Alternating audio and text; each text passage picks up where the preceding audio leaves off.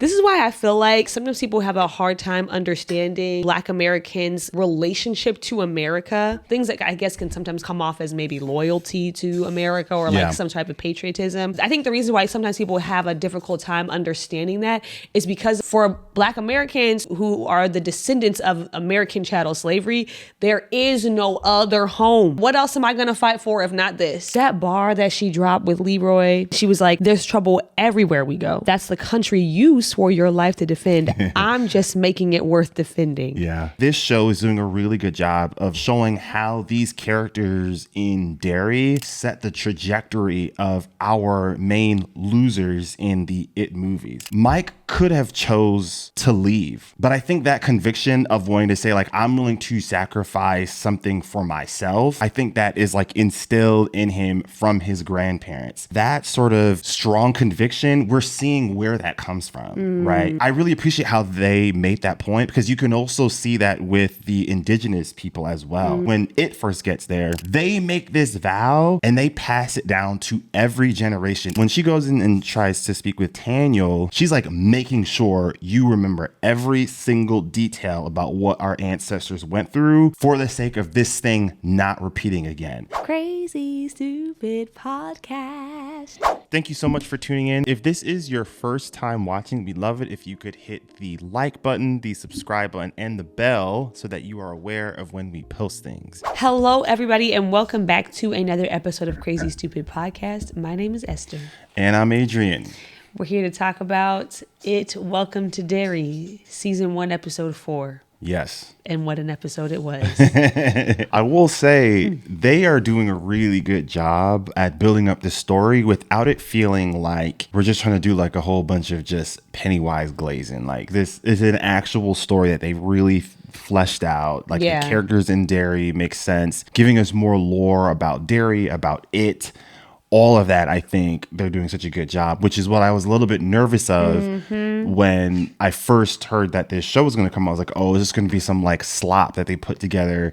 And it just comes like this like gory nonsense of Pennywise just doing things. No, it's like a story worth telling. Yes. Which is always the key to a good prequel. It's like you can't just make the prequel just to like build up to the main event. Yeah. The story has to be able to stand on its own legs, like Andor. I kind of want to start with Charlotte. That's my favorite character. Oh my gosh, I was just about to say that. I was just about to say that. Take it, you stole it from me. Okay, I'm sorry. You can still say it. What? Number one, when she goes to the police office the first time, to talk about what happened to her son being chased, etc. And like, there's something about that scene that was just like, it was irritating. Like it was irksome because you could see that the cop was being very dismissive of her. And it's like, as you're watching, I'm like, okay, now is it because she's Black? Is it because she's a woman? Is it both? Is it neither? Like, maybe he just doesn't like that she's asking all these questions about the case. Like, you know, I wasn't really sure. And then I was like, but you know what? That's what it is. That's the whole experience right there. It's having all of these weird encounters with white people. Yeah. And walking away from it being like, was it racist? Yeah. Was it racism? Was it something else? And just like never really knowing. And we were talking last week about how good a job the show is doing of just having the presence of racism in the town just kind of be like this ever-present factor that's just like always kind of like underneath the surface. They're not being like super in your face about it, but it's like you just pick up on all these things. And I feel like that's just another example. It's like, sure, there's a possibility that wasn't about race at all. There's a possibility that's just how he is. There's a possibility that if anybody had come into his office asking those questions, he would have reacted the same way. Yeah. The problem is like, you just can't know. And I can't tell you how many interactions that I have had like that with just a random person, like a customer service person or just a teacher or anything. And it's like, you walk away being like, that was definitely weird, but like, I don't know. Like, I don't know exactly why it was weird. Yeah. And sometimes like that's the frustrating thing about racism. It's like just not always being able to know if that's what you're experiencing or not, or if there's some other explanation. This sort of ties into a point that I kind of want to make. I think this show is doing a really good job of not just tying in past characters to our quote unquote present characters in the It movies, obviously in the books, but also showing how these characters in Derry really set the trajectory of our main losers in the It movies. So for starters, we have Charlotte and Leroy. Like, they're the grandparents of Mike Hanlon in the movies, right? So much of Mike and his story arc, especially in that second one, is about trying to bring this team back together to like defeat Pennywise like once and for all, right? Like in the second movie, he's like, you went and lived your lives, you know, did your thing. A couple of them were like pretty successful. But he's like, but I stayed. I stuck around to make sure this thing never came up again and like hurt anyone else, right? And I feel like that sort of strong conviction, we're seeing where that comes from, right? Mike could have chose to leave. But I think that conviction of wanting to say, like, I'm willing to sacrifice something for myself so that this town doesn't have to go through what I went through, or my parents went through, or my grandparents went through. I think that is like instilled in him from his grandparents. And I thought that was just like really nice. You just see other examples of that, not just with them, but with the police chief, Clint Bowers, because his grandson is a total dipshit in the movies. I don't know if you remember. You probably don't. But his grandson, Henry Bowers, he's got the mohawk and he's a bully in the first movie. Okay. Right. He torments the kids. There's also, from what I read, I haven't read the books, but from what I've gathered from book readers is that he's shown like clear hints of racism even at that. Then he comes back and then he's like full on antagonist in the second one again also. But his trajectory as a character, you can also tie back to his grandfather. One, his grandfather is trying to wrongly convict a black man that he knows is innocent. He sort of coerced this poor girl to make up this lie because he's getting sort of being bullied from these racist white people to like come up with the reason for them to be racist. But then you also see, like what you were mentioning, he's very dismissive. He's very patronizing. We see similar traits with Henry Bowers in the movies. Very abusive, very manipulative. His father is obviously abusive. And that trajectory of Henry turning into this and then eventually being co-opted by Pennywise to do his bidding, you can also tie that back into the trajectory his grandfather set him on. And I feel like I really appreciate how they made that point, because you can also see that with the indigenous people as well. When they first get there, well, obviously when they first get, they always been there or whatever, but you know, like when it first gets there, they make this vow and they pass it down to every generation. And it's not this thing of like, yeah, we're going to tell this story like once a year. When she goes in and tries to speak with Daniel, she's like making sure you remember every single detail about what our ancestors went through for the sake of this thing not repeating again. And I really appreciate that. I think it is showing that thing that it's been stuck in my mind ever since Ta-Nehisi Coates said that. This like idea of we're trying to fight for this future that we'll never see. And I see that through what these people are doing in this show, particularly with the black characters and indigenous characters, of like we're trying to prepare for this thing that we're probably never going to get to experience. That's real good. That's real good. Yeah, I just like you were saying, I don't think it's a coincidence that we're seeing that with the characters of color, because I do think that it's a byproduct of being part of a marginalized or an oppressed people, right? You can't afford to forget the things that have happened in the past. You have to remember them. And it's that attitude of like buckling down for the fight that we see from Mike in the movies that you were referencing. Yeah, that makes sense for the black character to have that attitude, because that has had to be our approach to everything. Yeah. You know, when people, I always think about this when, you know, right now in the political climate that we're in and people start talking about, you know, fleeing and going somewhere and da-da-da. And I've heard so many black people be like, we ain't got nowhere else to be. Yes. This is it. We've been here for generations upon generations now.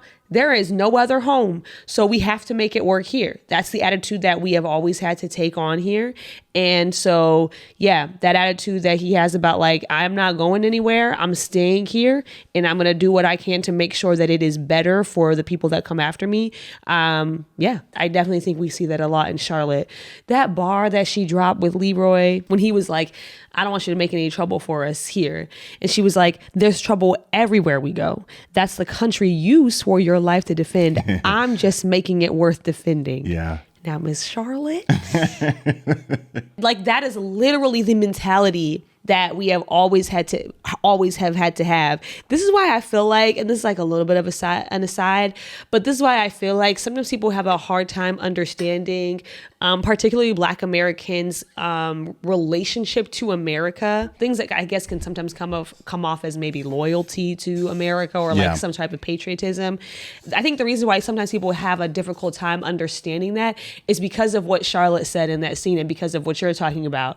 For Black Americans who are the descendants of American chattel slavery, there is no other home. So we have to make it work here. We have to make it worth defending. Like Charlotte was saying, we have to say, what else am I going to fight for if not this? Yeah. And I feel like that can look different ways to different people, but it's just this mentality. And in many ways, many of the advances that we have seen in American history are because of the labor of Black people refusing to allow things to be as they are. So many things are derivatives from the civil rights movement. People just literally saying, I refuse to allow it to stay this way. Not even just in America. Remember when we were watching Say Nothing and we saw how like so many of those people in Ireland were mimicking, reflecting what, movement. Yes. Yeah. And to like, how can we do this over here? Yes, it had global influence. Yeah. It's this idea of like making the promises that America said it would have at its founding true, right? Yeah. Like the fight that fight to make America live up to what it actually says is a fight that has predominantly been taken on by Black people and people of color. Leroy is such an interesting character because he's like this thing that I'm trying to fight against. I don't fully understand it, but I know that it is like an existential threat. And I understand his line of thinking. I feel like Charlotte's trying to get to like the root of the issue. Like, you wouldn't have this existential threat if white people just stopped what they were doing and minded their business. You know what I'm she don't even know that, but yeah. But like indirectly, what she is fighting against, I think, is tied to how we are getting the premise of this entire story. Yes. Right? You have these colonizers coming in, not really respecting anything that these indigenous folk had, which then resulted in what could have been the full-on expansion of Pennywise, right? If they go on and full out, wipe out those indigenous people, there's nothing there to stop its expansion. You know what I'm saying? And so like even if neither one of them realize it, she is still trying to fight something larger than the thing that Leroy thinks is larger than life itself. Yeah. And also it's important to note that the military is not trying to fight it. Yeah. The military is trying to use it. Yeah. But I feel like even Leroy and the other Black men in the show that we see that are in the military, even that I feel like is an example. I think it's an example of Black people trying to do something similar. And I always have such weird feelings about this. And this is absolutely no disrespect to like Black veterans or anything like that. But I always have weird feelings about this because I understand the mentality of wanting to prove yourself. I understand that, right? And I know that like there was a mentality for a lot of Black men who joined the military at this time saying like, we are proving that we are loyal. We are proving that we are a part of this country and that we deserve to stake our ground here, right? And so by joining the military and rising up the ranks and doing all of those things, that's the effort that they're making. And so I understand Leroy's thought process and why he is so concerned about how his wife's political activity can impact him. Yeah. But there is just always something that ends up being so backwards about it. Like, and I think we see it in this episode when Dick Halloran enters the mind of Tanyel, when he reveals himself in the memory, the angle from which they shot it and everything, there is something about it that feels extremely wrong.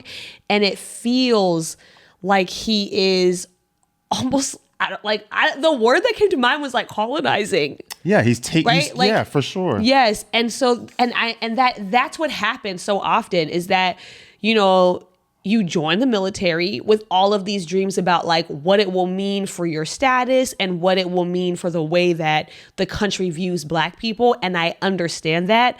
But then at the same time, you just end up being another tool that America uses to further its imperialism, right? You just become another way that they take things that are not theirs by force. Yeah. And that's exactly what happened in that episode. They used Dick Halloran to go into Tanyel's memories and take something from him by force that he did not want him to have. And so I just always have such weird feelings about that. And I think you see that tension between Charlotte and Leroy too. Yeah. That same tension of like, I think she can understand and maybe even respect in some ways what he's doing and why he does it.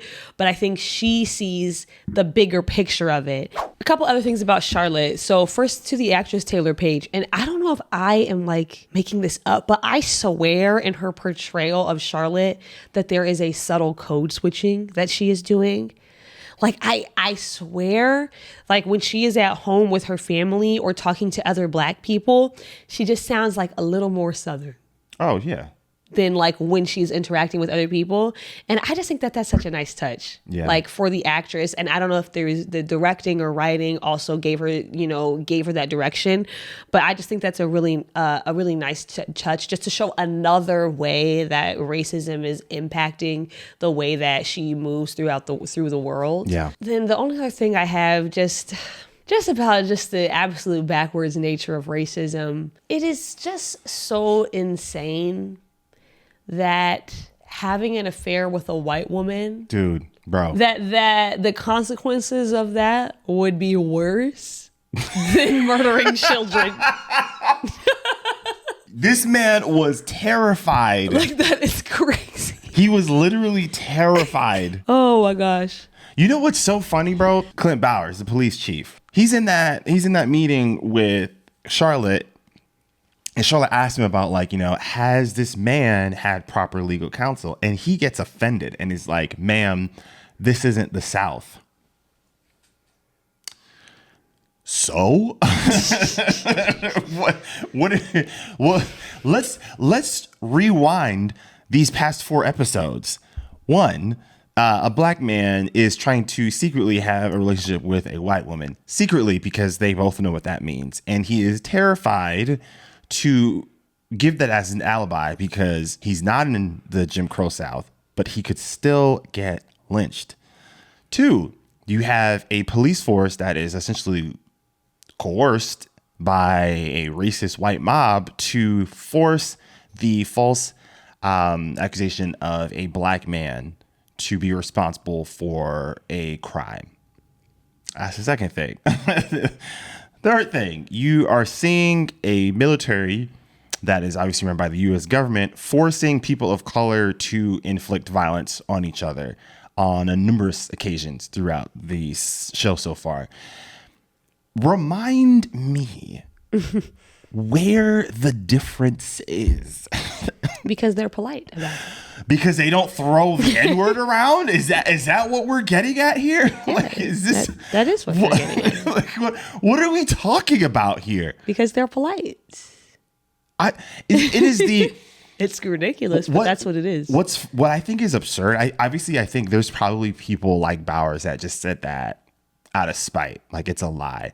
I also think there are some white people that could live that same exact scenario and genuinely mean it. I think Bowers genuinely means that's what I was going to say. I think he genuinely thinks we're not the same as the South. Like, yeah, of course he does, because they're not sicking dogs on them, because Bro. they're not, because it doesn't look the same. And to be fair, to be fair, there was a mass migration of Black people from the South to the North, and that was for a reason. Yeah. Right? Like, I'm not gonna, I don't know that it would be completely honest to say that the lived experience was exactly the same. No. I guess I'm trying to say, like, in this scenario, walk me through this strong reaction. I think that they think that he did it. I think that they genuinely believe that he did it, and they just didn't have the evidence that he did it. I think it was easier for them to come to that conclusion because he's black. Oh, 100%. Oh, I'm not saying that. No, I agree. Yeah. But I think that they genuinely think he did it. Yes, they are blaming him partially because he is a Black man, and it's easy to believe that. But I think they've convinced themselves so much that he is guilty that to them it justifies the things that they had to do to get him to look more guilty. Yeah. One thing I did want to say, I know we talked a little bit about a lot of the characters so far. I will say I think that the most tragic character so far is that little poor girl, Lily. Oh my God. Oh my God. And in my head, I was like, don't pick up the weapon when I watched this episode, because you just knew. You just knew. Pennywise is always like 5 steps ahead. And you just knew. This girl has not experienced peace genuinely her entire life. And this is not, listen, there's hints of like abuse, there's hints of like physical, mental abuse, probably even more. But there was just something just so defeating and deflating when you think that they have an upper hand, and then in the back of my mind I'm like, he let y'all take these pictures because he wanted to set you up. First of all, okay, so y'all were skipping out on the effects last week so you could put us through hell this week, because that was a lot for me personally. Oh my God. I don't like anything to do with eyeballs. Yeah, that feels too... I just don't like to too personal. I just can't think about it, actually. I have not, like, there's that classic movie Clockwork Orange that I'll never watch, because there's like, for the movie, basically, my understanding, I could be wrong, I know somebody will correct me if I am, but from my understanding, the main character, he's kind of like a menace to society. Like, he just goes around doing a whole bunch of terrible things to people all the time. And so they I don't know who, but they take him and then they like pry his eyes open with like these little things right here, and they like force him to like watch, I don't know what he has to watch. They for some sort of punishment, they like make him watch something. But this is an old movie, so there's no special effects. They legit did that to that actor's eyes. And I remember reading that he got like it scratched his cornea or something. I said, what are you talking about right now? He's okay, that can heal. But bro, you know what also I just can't do anything with what eyeballs. threw me off, bro? In weapons. Oh yeah. The way that he looked. Bro. Sorry. How did they do that? Yeah, I don't know. It was not fun to look at. I don't know what's going to happen with Lily now. I am very scared. At first, I was like, Marge better tell the truth. But then I was like, honestly, I don't think there's anything she could say that they believe. I genuinely am like, you can't put her back in the asylum. That would feel reductive in the storytelling. I know. I was thinking that too. Like, where do we go from here? It would have to be where my thought process is Marge says like, hey, I did this. And then Marge realizes, honestly, what's been going on this entire time. Like, this is the proof that they can come clean with what they've been doing. Like, I feel like where the story is going now is that more and more people connected to our core group start to put the pieces together. Yeah, I hope that's what they do. But I just don't. I'm like, they are not going to believe Marge. They're going to think that Marge is lying to protect her friend. Maybe, but... if she is saying I did it, there's nothing else that they could do. There's no evidence outside of her own testimony. And the other thing, Dick Halloran, if you have any good sense, you will not tell the military a single thing. Like, why do we want to find it? This is the thing that I am really trying to understand. You gotta I'm stop like, treating it just like a job, bro. the military, you want to find it and then do what? What exactly do you think you're going to be able to do with the supernatural force? This is that American hubris. This is that you think that there's nothing you can't take on, nothing that you can't. Humorous right yeah, there. like nothing that you can't wrangle in and control. Like this is literally a supernatural force that Sir Francis, you saw with your own two eyes. Why are we trying to find, not even trying to destroy it, trying to find it so you can use it? Yeah. You can keep that information to yourself. You don't have to tell them. They don't know what you learned in Daniel's head. You can lie. You should go back and read the comments because there were several people who responded to the conversation we were happening about the recency of all these things that we talk about, like they've happened so long ago.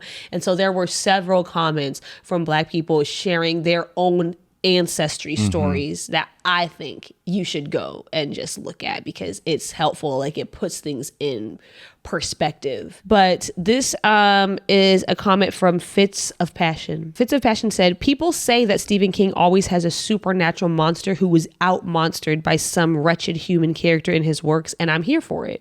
But what is so cool about the show is that they're making Derry, not it, a character and making its racism the human-generated monsterism that we can't get away from. Yeah. And it's perfectly in keeping with King's ethos. So I just thought that was such a great way to put it. Whereas yes, Derry itself is becoming a character in and of itself. And the way that the town is moving and reacting to all of these characters is kind of like an antagonist isn't in and of itself. Yeah. It's the racism that's the elephant in the room in the town. It's the militarization of American cities and what that looks like. It is the dismissiveness that they have towards the safety of the children. Yes, it is the literal danger underneath the ground of Derry itself. Yeah. It's the indigenous people that were here before everyone and us not seeing value in whatever lifestyle that they had. The intro, I think, does a really great job of showing this, with the title sequence. We haven't talked about it. It's such a good title sequence just because of the way that, it's this picture perfect town on the surface, but in every single little screenshot, there's there's one thing that's just a little off, and then as it goes on, it gets progressively worse and progressively darker, and it just kind of shows the unraveling of this. This type of facade, it just can't last forever. It's going to start to eat away at the town from the inside out, especially as more and more children are being impacted by it. Yeah. All right, y'all. Well, those are our thoughts on this episode. We'd love to hear what you guys think. Let us know in the comment sections below. And with that, we will see you all next time. Take care, everyone. Peace.